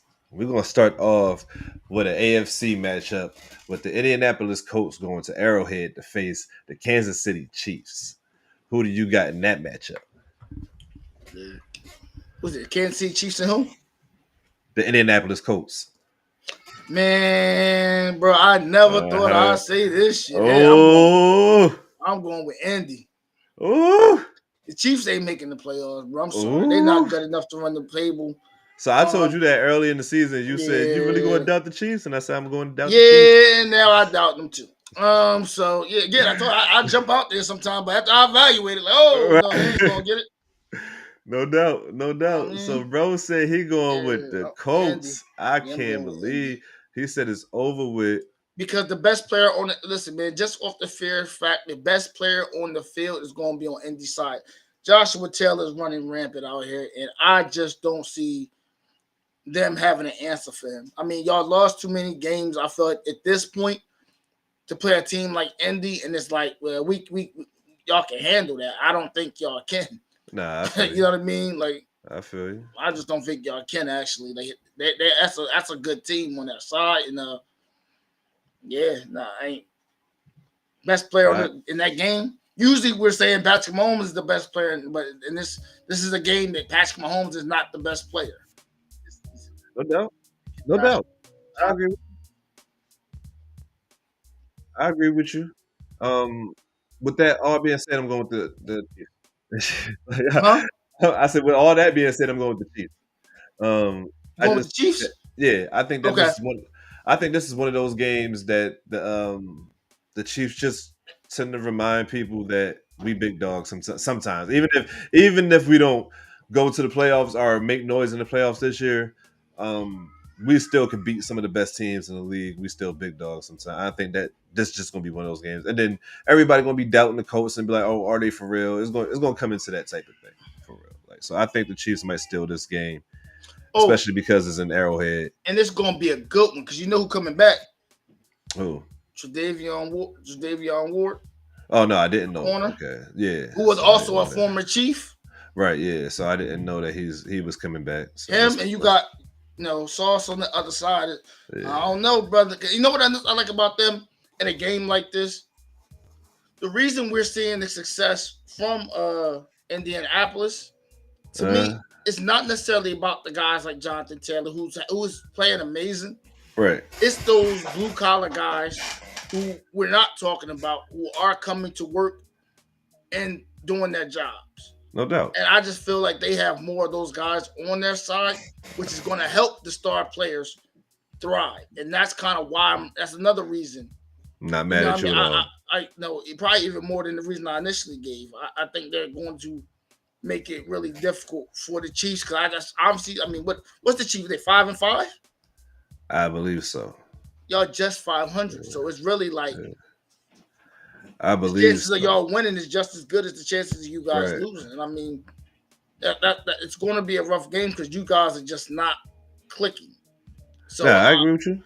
That's for me. So I don't trust you at this point in the season. I'm not mad at you. I don't trust you. I'm not mad at you. I'm not mad at you for thinking that. It's too much film of you do to be fucking up. Yeah, right. Yeah, and all that good shit. What's the Indies? What 7-3? Around that. They're 7-3. I think they lost it last. Let me see. Or they 8-2. 8-2. Oh, 8-2. So yeah, y'all ain't beating them. Yeah, they definitely still in this one. They definitely still in this one because the fact they 8-2, they definitely still in this one. Mm-hmm. Here, then the next game we got the Seattle Seahawks at the Tennessee Titans. Who you got on that one? Of course, this should be quick and easy. So go ahead and give your pick. I'm gonna take Seattle. Yeah, I'm gonna go ahead and take Seattle. They going out for blood. They gotta get that egg off their face, man. They mad about that. I feel bad. They gonna stop doing this to Cam Ward. They gonna stop lining him up against a team. Line him up against the team. They trying to get their lick back. They mad. They really. This is the thing of Seattle. I was just telling one of my. I was telling one of my customers. He was a Seahawks fan. I had to admit, I said, you know what, y'all a good team. I ain't even going for it. And it hates me to say that. This is not even just friendly talk. Y'all got me scared to death. Like y'all are really a good team. Like the Seahawks definitely as good as their defense is going to allow them to be. Because the offense, especially if you can get pressure on Sam Darnold, that boy will throw you the ball. But that's why you got to give so much credit to one of my picks of Coach of the Year, Mike McDonald. I think he's done an amazing job because Sam Darnold is who Sam Darnold is. You pressure him, you know what he's going to do. He's prone to throw that thing to the opposite jersey. But the coach has done such a good job of just, especially defensively, having them boys on their game, had them boys balling. Best defense I've seen from Questfield since the Legion of Boom, for sure. This defense is definitely balling. They made it very difficult for us to do a lot of our usual. Whether we was in 11 personnel or 13, it was very hard to deal with those guys. And I'm not looking forward to playing them a second time. Seattle, that was the first time y'all matched up this season? Okay. Seattle is a legitimate good team. I have no problem. They got my respect. I know Marcus Lawrence over there looking like a whole other person than he did in Dallas. Boy, if he ain't come up, and look like a whole nother nigga, bro. Bro, I'm gonna act like the pod ain't even here, bro. It's so funny because we was talking about that as far as him leaving Dallas to. And how Michael Parsons was trying to, and now Michael Parsons not even here, and he in Seattle thriving like a motherfucker. And no one seen them doing this. I know I didn't, because I was talking big shit. Like, nigga, you went to a worse team than us, nigga. Boy, them boys is balling like a motherfucker. We're gonna move on to our next game, which is the NFC North matchup. We got Minnesota Vikings going to Lambeau Field to see the Green Bay Packers. Who you got in this joint? I'm gonna take Green Bay. I'll take Green Bay. Okay. I ain't mad at Green Bay. I'm gonna take Green Bay also. I'm gonna take Green Bay also, I'm and gonna the take. reason why I'm gonna take Green Bay is because I was hesitant because I do want to take. Well, I did want to take the Vikings just based off because I feel like they could steal one. But I think that Green Bay defense is going to start being like, all right, y'all niggas didn't play with us enough this season. Like, let me go ball out for real and Right. shit. Like, so we both got Green Bay in that joint. You got the next game. You got the Jets traveling to Baltimore to go see Lamar and the boys, the Ravens and shit. Who you got in that game? My bad, man. This goddamn cat. I see that. I see the cat. Yeah, Yeah, yeah. that's why I ain't had my cat in here. I was like, I ain't trying to have Guys, him jumping all on me and stuff. yeah. My bad. No, I'm sorry. What was that again?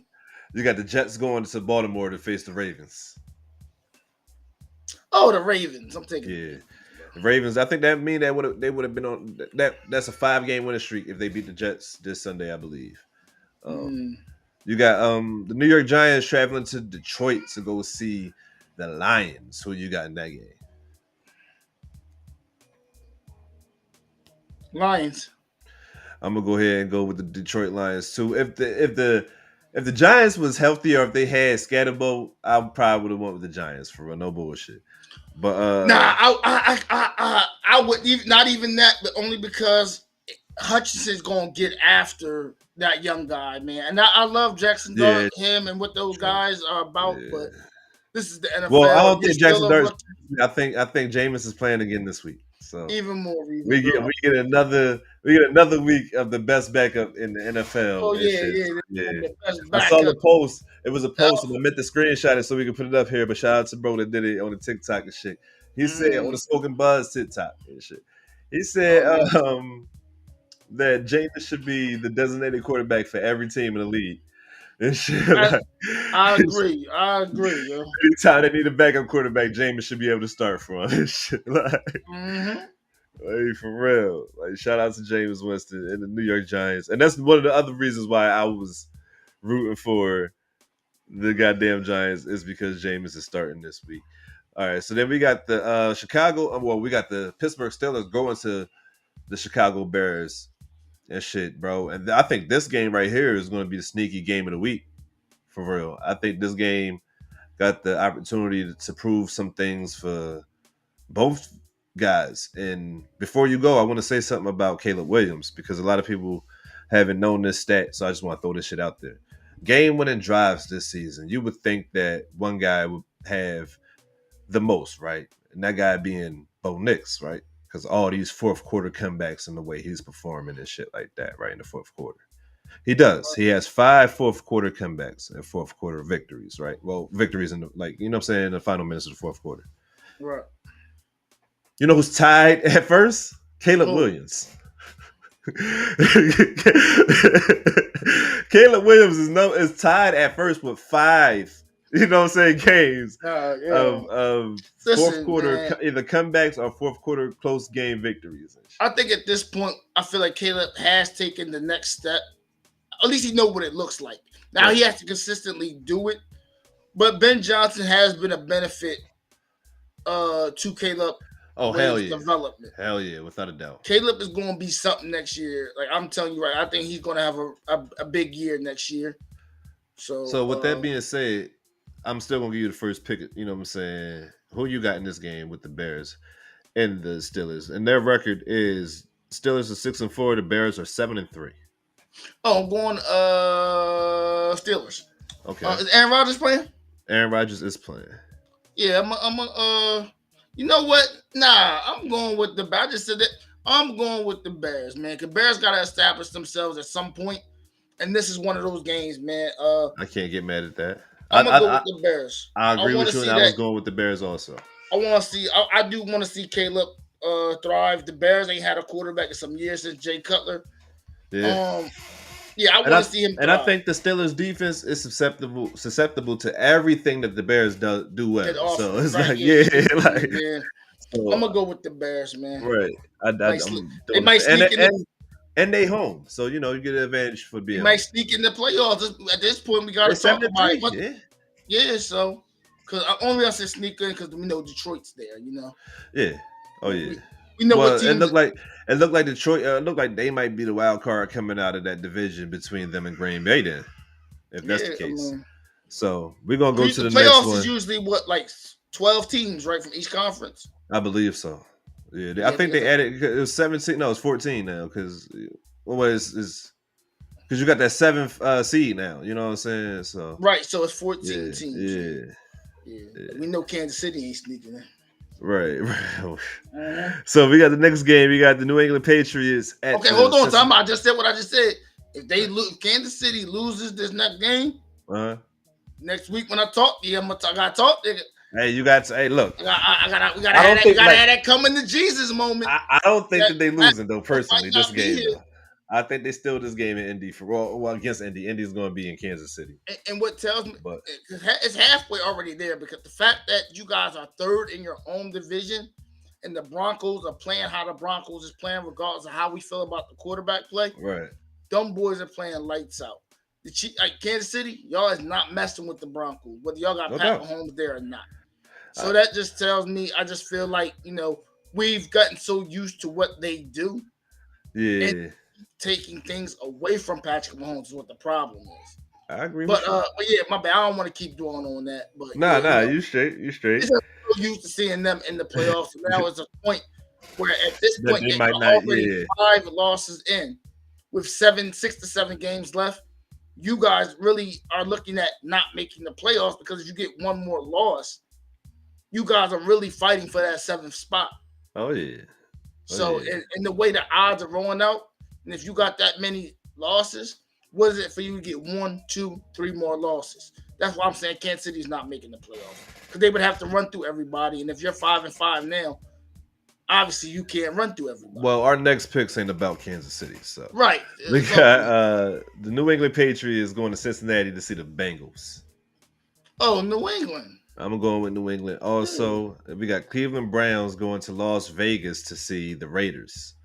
This battle of the two worst teams in the league, but this is Shadour's first official start as a Cleveland Brown quarterback. No logic. I have no logic for this. We going with Shador. We're going with Shador. I'm standing in solidarity with Shador. Y'all peep that he said. Y'all peep that he said that we're going with Shador. We going with Shador. We're not going with the Browns. No so y'all can't catch us off on the bullshit. We're going with Shador. We going with Shador.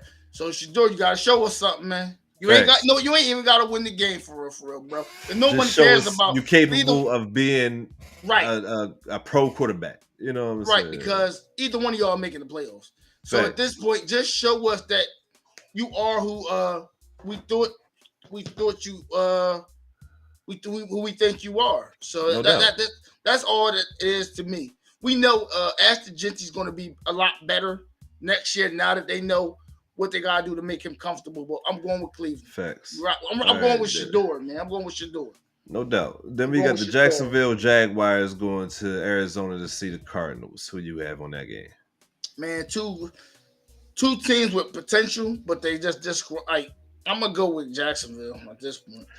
I just to have a different pick, I'm gonna go with the Cardinals. I think that Jacoby Brissett might get it done. And then we got my game of the week, of course. The Philadelphia Eagles traveling to Dallas to face the Cowboys. Oh, I want to talk about this. This is actually going to be a good one, right? See, this is the thing with division games. We say it all the time. We about to talk about this. Let me get my joke. I know how you. Let me get mine off first. Yeah, let's go. You know my saying, y'all. You play it twice a year, every year. They know you better than anybody. Oh yeah. I just feel all that stuff that's going on, Phil, and how that offense has been going.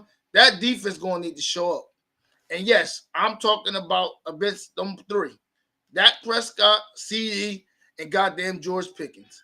Y'all better figure something out because those are 2 number 1 receivers. Right? George Pickens is who we thought he was from Pittsburgh. Yeah, he got like 900 yards low key. And that, if I'm not mistaken, is it 900? 908 yards on 58 receptions. That is a big play receiver. That boy out there getting like 16, I think 8 touchdowns. You know what I'm saying? 7 to 8 touchdowns. You know what I'm saying? Yeah, Philly going to have to lock in because you guys are going to have to duplicate. You know, you got to get some offense. And God forbid Quentin Williams and Clark and them boys start clicking. They ain't been clicking consistently all year. But if Dallas can, honestly, it really going to depend how you guys play in the first quarter. To me, like, because what Dallas has to do, just be there. Right. Be there in the first half, and I think everything else will work for y'all. Do not go into halftime with these guys having more than a touchdown on y'all. Be there to hang around. Because what happens is they're going to have, what's my man name? Hurts. Hurts is going to have to be involved. He's going to have to. Consistently. He's going to have to try to win it. Because you don't want the game to be won where he don't have to win it anymore. Right. Nah, I feel because that's where y'all going to find y'all issues at. Right. You guys have to stay in that game, stay close, if not have a lead. I mean, obviously you'll want to have a lead because now he has to do stuff, right? Word. So, and obviously, 100 yards here, 100 yards there, that ain't going to work. So, that's my thing. Go ahead. Say your spill, brother. Nah, look, I'm not gonna go on no long rant and all that other shit. I'm that's not for about the Cowboys only joint we working. You know what I'm saying? I'm not about to do the Stone Cold drop or none of that crazy shit. You know what I'm saying? Do it one time, man. Do it one time. I lied, nigga. You know I was about to do that shit, nigga. You got me all types of fucked up. I know. You know, I'm just fucking with y'all. I'm not about to do that though. I'm not about to do that though. I wouldn't sit here on this podcast and start unnecessary beefs because I will be in Philadelphia that day for that game against the Eagles. You in Philadelphia? Was you gonna be at the link? Nah, I'm not gonna be at the link. I'm going to mom crib, bro. I'm going to my mama crib. Okay, mama. Yeah, shout out to mom, man. I'm going to my mama crib. We're gonna be at my mama crib. I will possibly be doing my live stream for the Eagles and Cowboys game from my mama crib. You know what I'm saying? So you guys make sure y'all come through in the stream and vibe out with us and shit. And we're gonna have a good time. But before we get into my picks and shit, I want to say this though about the Dallas Cowboys defense. Because one thing I saw last week that I've been seeing a lot earlier in the season, and I was wondering why they did that shit. Now it makes sense when you got a disruptor because I guess Matt Eberflus constructed this defense around having a disruptor like Micah Parsons or just a disruptor on that defensive line, right? So seeing the 5 down linemen look throughout the whole season was weird to me because I'm like, why the fuck you keep having 5 down linemen in this motherfucker and ain't nobody getting no pressure? You know what I'm saying? Mm-hmm. Now seeing that look and having a disruptor because now the quarterback has to pick if and where the pressure is coming from with that extra down lineman. We don't know if he's dropping out, if he's coming, you know what I'm saying? Shit like that. Mm-hmm. But having that disruptor and the disruptor straight up the middle makes this defense look different. I still don't trust Matt Eberflus, but I did want to point that out about the Dallas Cowboys defense. So now, getting to this pick, I'm picking strictly with my heart and not my head. I'm going with the Dallas Cowboys 37-17. And the reason why I'm going with the Cowboys 30, look, the cat that knocked some shit over. Like, what did he say? I'm going. You heard what I said? You heard what I said?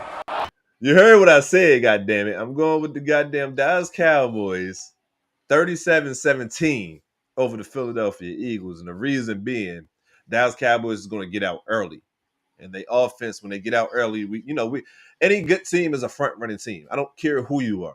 The best type of team is when you get out early and you power on your defense go hunting. That's the best type of team you want to be. And shit. Right. So Dallas go out there and they does this early. The first possession, this is how it's gonna go off. Dallas gonna win the kickoff and he's gonna elect to take the shit to receive it. They ain't even gonna defer it how most teams do. And they're gonna go down on the first possession and score, and this is gonna lead to 3 straight possessions of them scoring before the Eagles could get their shit together. But by that time, it's going to be too late. Dallas done found the rhythm, and the defense is hunting. And this game is going to get out of hand early, and it's going to look good for the Dallas Cowboy fans. That's my predictions, and that's how it's going to go. It's a little bit shit talking in there, but like I said, I'm not going to do too much because we got first hit, first down to do all the real, you know what I'm saying, unnecessary shit on that Monday mornings. You feel me? Y'all better come through. Y'all better come through with shit. But with this game, bro, I think it's going to be a good game. If it's like the way that you predicted it, I think it's going to be a really decent game. It's going to be sort of like how it was in week 1. You know what I'm saying? If it's the way that you predicted it, but I think that this game, if the Eagles' offense is really struggling the way it's been struggling, like even on their best days, they still look pedestrian and shit. Like if it's really that bad, then they're going to Yeah. have, and Dallas offense is getting back up to the way it's been performing earlier in the season and shit. So if it's really looking the way it's looking for both teams, it might be a long day for the Eagles because the Eagles defense can only hold up but for so much and shit. And Philly, I mean, obviously, like I was just saying earlier, try to find a way to get the ball to AJ Brown. Let's see what happens at that point because he may be smarter than all of us. Yeah, we already know you can get the ball to Devontae Smith. You've been doing that shit like a motherfucker. Yeah, he still is an All-Pro. I mean, I think that will be the key with you guys. Get the ball to him. Thanks. Just get him involved early. Do all the things y'all doing. Just get AJ Brown some touches. Just to let people know, all right, maybe y'all need to cover him, and then maybe you guys can go away from him. Not saying he's gonna have a 100-yard game, but let people know that you cover AJ, and y'all can probably get the win. So no bullshit. So look, before we move on to our next pick, right? Before we move on to our next pick, we're gonna do this real quick and shit. So. Motherfuck the Eagles. Motherfuck the Eagles fans. Motherfuck the Eagles stadium. Motherfuck the Eagles Super Bowl trophies. All this shit. You feel me? Alright. We're gonna move on to the next pick. Couldn't help myself. Couldn't help myself. Which is a goddamn NFC South matchup. This Atlanta Falcons going to see the New Orleans Saints. It's a 425 matchup and shit. So who you got in that game? The Atlanta Falcons and the New Orleans Saints. Man, listen, I have a vested interest in this game. I'm the going battle with the. I have a vested interest in this game, and I'm also going with New Orleans. Because earlier before the season, we was arguing which team was going to be better. Found out that both of these teams was going to be pretty damn ass. So it didn't even matter for real. Horrible. It didn't even matter for real. Like next game we got Falcons are hard. What the Falcons right? They 5-5 or something like that too, right? Hold on, let me see. The Falcons are 3-7. Oh, the Saints are 2-8. Oh Lord! So they, you know what I'm saying, they a game difference basically, you know. Oh yeah. I'm gonna go with the Saints, man, for the team for the battle of the horrible teams. No doubt, and I'm going with the Saints too. And then we got your game of the week, which is the Buffalo. The goddamn Tampa Bay Buccaneers traveling to LA to see the Los Angeles Rams. Who you got in this goddamn game, good brother? Man, you know what, man? We on an unprecedented run right now, man. We kind of hot right now, bro. Y'all definitely kind of hot right now. I ain't gonna front. Man, we made the whole league turn to 11 personnel. Right. But yo, you ever get that ether beat, yo? Nah, I ain't get it. You gotta get the ether beat when I go on my rants and my I know you want to go on your shit. I want to go on my joints too. I need that joint, man. You gonna work on that too. But either man, we buzzing right now, man. And, I think we can win, man. I know we just have to find a way. If we slow down, this is Sunday Night Football too. It's Sunday Night Football. It's perfect. You know what I mean? We slow him down, which I feel. Listen, I think we got a lot of steals on our roster this year. We picked up an undrafted player from the Falcons, Nate Lampman, our middle linebacker. He's been he balling, yo. Bro, he's balling. Listen, dare I say he might make a Pro Bowl this year? Yeah, for real. The boy easily got like 5 forced fumbles for the season. Nah, he is getting busy. Like he get busy. You know what I mean? He is. Then we stole the first round pick from the Commanders, Emmanuel Forbes. Yeah. Let's find maybe 1 or 2 big catches. Did an amazing job on Jackson Smith and Jigba. You know what I mean? The percentages on when he was actually sticking them. The league leading in receiving yards and shit. Yeah, he did an amazing job on that. So, and not for nothing. Soon we'll be getting one of our other corners back. He's been going with I believe a collarbone. Akello Witherspoon, he'll be coming back soon. Okay. So, I forgot y'all had. Okay. Right, so we'll be getting him back. So we've weathered the storm on our DB core. So it's gonna be. I think we can get him, man. You know what I mean? Remember, when it comes to blitzing, blitzes. Matthew Stafford has thrown 20 touchdowns and 0 picks against the blitz. So, and I know what Todd Crazy Bowles, work. and I know what Todd Bowles And you do. know he So, loved, yeah, that's all he loved to do is blitz, boy. so just be careful. I'm Because you telling know you. we got Devontae when we get down in that red zone. So I mean, at your own risk. I'm You know, I'm rocking out with the Rams also. yeah, you know, at your own risk. Damn. This is gonna be a good game though. Like you said, as long as you guys are able to do what you We gotta just do gotta when it keep comes to containment on Baker. back. Same thing Yeah. with Baker. Put pressure on him. Yeah, no doubt. He has the ability to kind of move around in the pocket and outside of it. So we just gotta kind of, if we keep containment on him, I think we'll be okay. We know where the ball for the most part is going to be going, but Right. yeah. And then we So got the Monday night game, bro. This is the last game of week 12. It is the Carolina Panthers traveling to SoFi. No, not SoFi. What's the name of that shit? Levi Stadium, right? What's that shit Niners. called? Yeah. Yeah, Levi's. Yeah, Candlestick. You know what I'm saying? Candlestick Whatever, and you all know what I'm that, saying? All that all shit, that, you know. yeah. Going to the 49ers to see those guys. Brock Purdy came back last week and had a pretty damn good game. Pretty good game, yeah. Yeah. Who you got in this game? And Carolina, goddamn Bryce Young was our first down player of the week last week. You know I'm gonna what ride I'm the saying? wave. I'm gonna go with Carolina because the Niners have so many injuries. Brock Purdy has been beneficial since he again last week played a good game, but my man Young been playing a lot of good games and they trying to turn a corner over there and They're 6-5 Carolina. and they're fighting for playoff position They right got now. what's my man then? You know him better, but Rico T-Mac, Rico Dowdle. Yeah, Rico. Man, but you don't want to get hit with that Rico.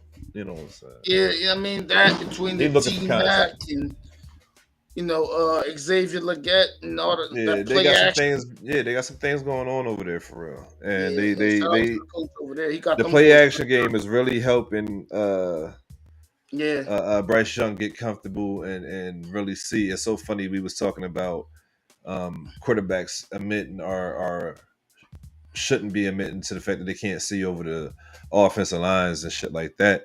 Bryce Young has been one of those guys that we just watch consistently, just like, all right, I'm basically take his lickings and keep on ticking. Like, you know what I'm saying? I'm learning. I'm gonna keep doing this, that, and the third.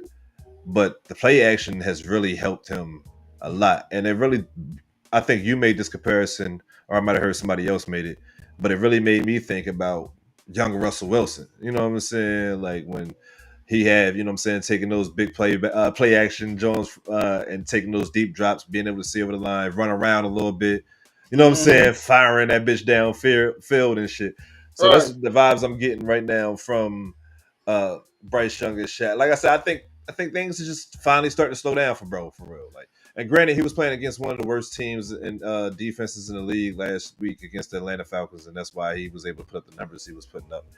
But he still was able to put up those numbers. You know what I'm saying? Threw the ball 45 times with no turnovers is good for any quarterback, especially when you have 400 plus yards and 3 touchdowns and shit. So I think that this week he continues to build on the performance that he had last week, and he steals this victory out there against the goddamn 49ers for real. I'm with you, bro. I think the Carolina Panthers steals this Monday night game. So that was our picks of the week, y'all. And honestly, we're going to get out of here really quickly, relatively quickly. And the question of the week is simple, and it should be for you guys to answer it because we've been talking about football for the last half an hour to an hour. Question of the week, guys, is who is your MVP? Who is your NFL MVP? Bro gave y'all a sample or basically the answer to his question earlier. I'm gonna give you my answer and I'm gonna let him go again for real because I ain't really got too much dog in the fight. But MV Prescott, you know what I'm saying? MV Prescott, you know what I'm saying? If he go on this run, listen, hold up, real quick. Hold up. Let me pause this music because you got me fucked up. You got me fucked up. If Dak Prescott goes on this run, now we play the Eagles, the Chiefs, the Lions, the Chargers. I think we end with the Wizards and the Giants, right? And if we go on this run, if they go on this run and Dallas go undefeated at the end of the season, not only they go on, I think 12-5-1 or some shit like that.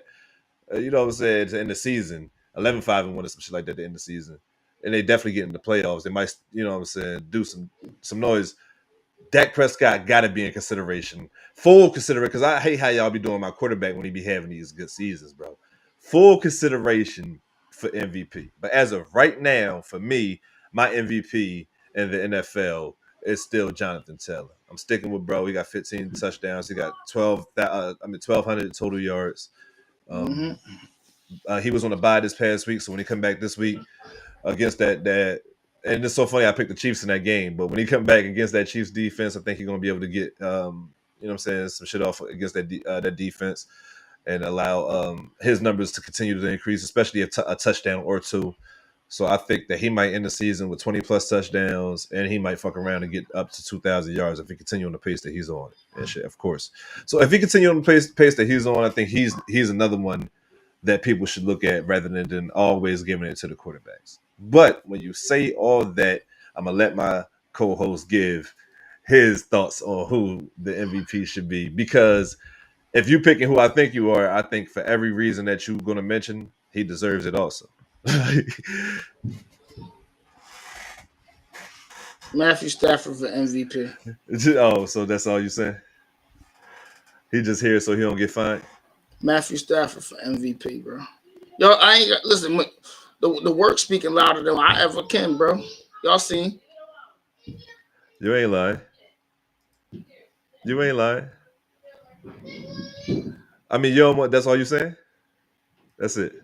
Matthew Stafford for MVP. I mean, I could say more, but do I need to? Nah, not really. I can't get mad at you. I mean, last 3-4 games, this man has been on the tear. I mean, like, we can talk about the entire season. He's been on the tear. They love. I hear people love bringing up Jalen Hurts' touchdown to interception ratio. I'm like, well, Matt Stafford got 27 touchdowns and how many interceptions? 27 touchdowns, 2 interceptions on a 8-2 team. I mean, he's playing. I mean, head and shoulders over every quarterback in the league. Yes. Quarterback touches the ball more than anybody, so he's a very big part of what we're doing. I mean, Adams leads receivers in the NFL in touchdowns. In touchdowns, yeah. He has 10 of 27. So yeah. I mean, I think I want to say we're number 1 in red zone offense. I think so. Have to be at least top 5. We're I think we're number 3. I think we're number 2. I think we're only second to the Broncos in red zone defense. And listen, man, listen. The boys. I know you could go on and on and on and on. Yeah, he's gotten better with time, man. Right. That's what happens when you get a knowledgeable quarterback and you put together with a knowledgeable coach, man, and play caller. That's a fact. I agree with that. It's really easy. I mean, and I gotta give some love, to our coach, man. He should get coach of the year again. You know why? Because he's a trendsetter, man. He made the whole league want to do 11 personnel. Yeah. Just because of an injury. Y'all thought that's all he had in his bag. Y'all thought y'all had McVay figured out, didn't y'all? Then he switched to 13. See, because a lot of people don't know the history, right? I'm going to give you a little history lesson. At one time, goddamn Shanahan and all those guys was in Washington. Right. McVay was the tight end coach, right? No, I didn't know that. Yeah. So he know about them tight ends, man. I ain't gonna do too much. I'm just saying. He got a lot of y'all ain't see everything in his bag. Y'all ain't his favorite set is probably 13 personnel. He probably got a lot of shit out of 13 personnel. But my man he barely picks in the first round. A lot of time for his career, he's picked in the second round, being his first pick, and he done took Tyler Higbee, Gerald Everett, and now Terrence Ferguson, all tight ends. Yeah, that's Jake Ferguson, distant cousin.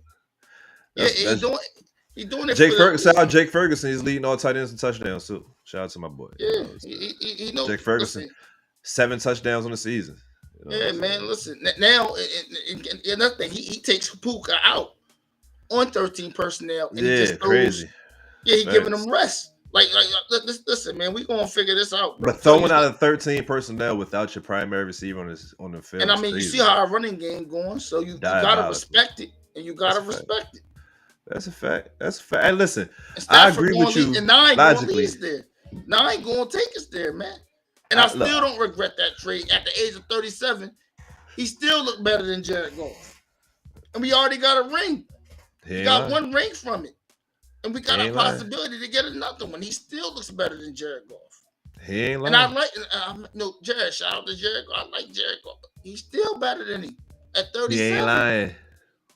He ain't lying. Bro, logically speaking, Matt Stafford is definitely front runner for MVP. I just wanted to go to somebody different, so I'm just hoping that Hope politics don't get in the way, because it seems they want to give it to Josh Allen and they want to give it to Drake May. And Drake May, that's another thing. Let me speak on that. Drake May is balling. Young like fella is balling out of his mind. But fella, you got time. You got time. Yeah. And you ain't, and honestly, you ain't there yet. But you got time. Don't worry. And even though he's balling out his mind, he's not having a better season than Matt Stafford. So I mean, regardless of whoever you want to give it to, with the exception, in my opinion, of Jonathan Taylor, the only person that you can say that's having even quite the season that Matt Stafford is having is him. And that's a running back. There's no quarterback that's close to Matt Stafford. If we're talking about, you know what I'm saying, we're talking that way right now. And my other pick for Coach of the Year is definitely Mike Vrabel in New England. So without a doubt. Look, Mike Vrabel is my pick for Coach of the Year. Is my first pick. Depending on what happens with the next, you know what I'm saying, bunch of games, you might have to throw Brian Schottenheimer in that motherfucker too.